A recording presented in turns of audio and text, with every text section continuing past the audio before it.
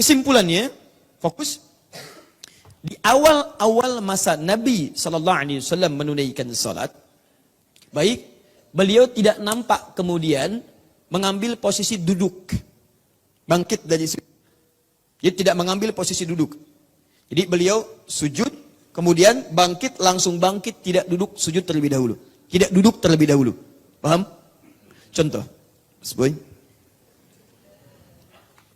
Masya Allah, silakan. Tadi beliau sedang mencatat ya, jadi saya minta dulu, mudah-mudahan nanti nyambung. Jadi beliau praktek, beliau mencatat. Catatannya dibukukan, jadilah catatan. Nah, mas Boy. Mas bukannya lain.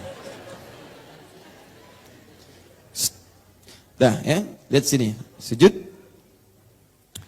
Sekarang pertama di awal-awal masa-masa kenabian sallallahu alaihi wasallam diperintahkan untuk salat, terdapat riwayat-riwayat bahwa Nabi sallallahu alaihi wasallam itu jarang ditemukan beliau duduk. Jadi begitu bangkit, silakan. Tidak duduk tapi langsung naik. Paham? Seperti ini. Jelas? Sesekali, ingat sesekali ditemukan Nabi sallallahu alaihi wasallam khususnya seringkali terlihat pada tahun ke-9 Hijrah. 9 Hijrah. Berapa usia Nabi? Mas Boy? Sedang sholat, tidak usah menjawab. Baik ya? Nabi diangkat jadi Rasul usia berapa? 40 tahun. Hijrah ke Madinah usia berapa? Nabi kan di Mekah 13 tahun, kan? Plus 13. Baik ya. Usia berapa tahun? 53 tahun. Tambah 9? 62 tahun. Nabi wafat usia berapa tahun? Kurang lebih 63 tahun ke 10 Hijrah. Berarti setahun sebelum wafat. Pertanyaan saya, usia Nabi sudah sepuh atau belum? Sudah sepuh. Baik, salatnya berdiri atau duduk?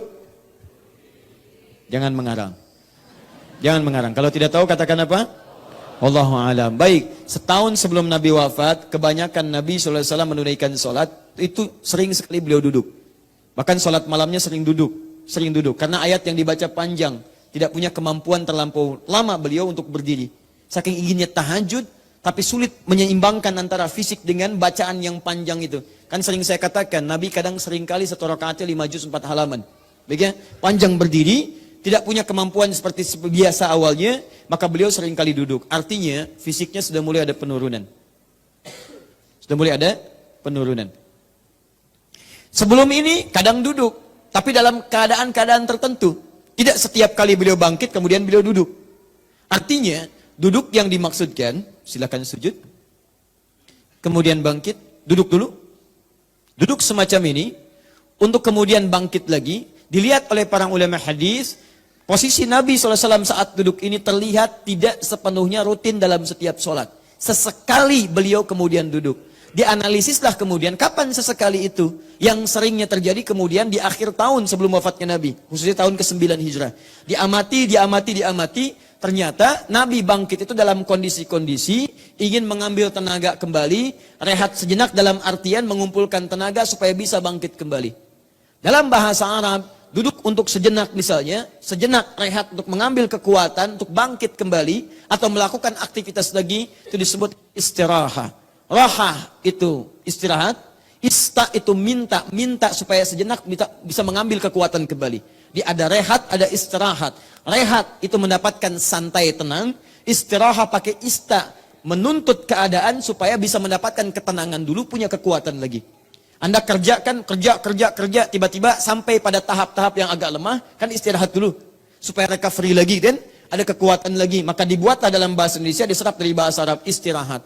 Maka duduk semacam ini diperkenalkan oleh para ulama dengan bahasa jilsatur raha atau jilsah istirahat. Duduk istirahat. Kalimat istirahat inilah kemudian yang dipahami oleh para ulama, baik ahli hadis dengan ahli fiqih, dengan dua pendapat utama. Satu, ada yang berpendapat bahwa kesunahan ini berlaku sesuai dengan kondisi.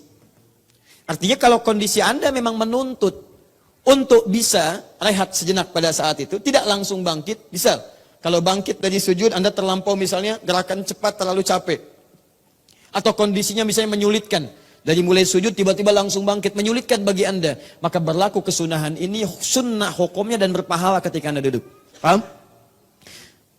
kondisi sebaliknya, jika memang memungkinkan Anda dari sujud langsung bangkit, tidak harus duduk, maka yang dimaksud sunnahnya adalah bangkit, tidak harus duduk di sini. Ini kata pendapat yang pertama, paham? Nah, saya ingat saya sedang merangkum 2 kitab ini, nanti rujukannya Anda kembalikan ke sini. Ingat, kalau saya sedang bahas sesuatu secara menyeluruh, Anda simpan dulu kebiasaan Anda, supaya nanti kita bahas ini, setelah itu kita keluarkan kebiasaan Anda sesuai dengan argumentasi dalilnya. Paham? Baik. 2. Ada pendapat kedua mengatakan, sepanjang Nabi mempraktekkan untuk duduk itu, jangan dilihat antara butuh tidaknya. Yang penting duduk itu dikerjakan oleh Nabi. Artinya posisi duduk itu, mau dalam keadaan kita perlu untuk duduk dulu, atau kita merasa kuat dalam bersemangat, tidak ada masalah. Karena Nabi pernah praktekkan keadaan duduk itu. Dan Nabi pernah tunjukkan pada satu kaum di tahun 9 Hijrah, kata Nabi, memberikan contoh pada mereka, lakukan seperti ini, duduk dulu. Dan tidak semua orang yang hadir pada saat itu, memiliki fisik kondisi seperti Nabi. Artinya dia butuh istirahat, ada yang semangat, ada yang kuat. Ini menunjukkan kata pendapat yang kedua, tidak ada masalah. Duduk itu sangat dianjurkan. Sunnah di situ, baik dalam keadaan Anda misal sedang butuh tenaga, atau bahkan sedang kuat semangat, maka dianjurkan duduk terlebih dahulu sebagai contoh dari Nabi SAW. Paham seperti ini? Baik. Kira-kira pendapat 1 dan 2, mana yang benar? Yang cenderung 1 angkat tangan.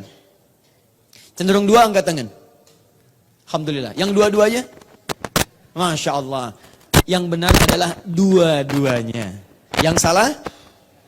Yang tidak sholat. Ya, sepakat ya? Jadi, 1 atau 2, ini hanya pendekatan cara memahami saja. Yang pertama mengatakan, oh iya, ini boleh duduk nih. Cuman Nabi itu kan duduk pada saat beliau merasa fisiknya kurang maksimal untuk bisa langsung bangun. Karena itu sunnahnya berlaku pada saat itu. Kalau tidak, nggak usah dikerjakan. Tapi yang satu pun bersepakat, kalaupun dia duduk, gak ada masalah. Dan tidak disebut dengan bid'ah. Ingat, bersepakat mereka kalau duduk gak apa-apa. Cuma bagi kami, praktek duduk itu dilakukan saat dalam keadaan butuh untuk duduk. Tapi kalau Anda mau duduk, silahkan saja, gak ada masalah. Paham? Yang kedua memahami, kalau saya agak berbeda. Kalau saya, sepanjang Nabi pernah kerjakan, artinya boleh dilakukan. Boleh dikerjakan. Karena Nabi pernah lakukan itu. Dan Nabi tidak mengingkari ketika ada sahabat yang sholat kemudian duduk dulu. Artinya itu boleh dilakukan dan ada pahala saat melakukannya. Paham? Baik. Imam Asy-Syafi'i berpendapat daripada tidak dikerjakan sama sekali, saya lebih baik kerjakan. Karena saat dikerjakan ada pahala diberikan, kalau tidak sama sekali. Paham? Alhamdulillah. Jelas ya? Ini persis sama saja dengan kunut. Ya, sama, hampir sama dengan kunut. Nabi pernah mengerjakan, setelah itu beliau kemudian tidak mengerjakan. Kata Ibnu Umar kadang beliau kerjakan, kata yang lain kadang tidak mengerjakan. Ya, Imam Syafi'i memilih untuk kunut, Imam Malik memilih untuk kunut, kemudian Imam Ahmad kunutnya nazilah, Abu Hanifah memilih tidak kunut. Mana yang paling benar? Semuanya benar. Yang salah yang tidak sholat subuh, kan? Baik, alhamdulillah.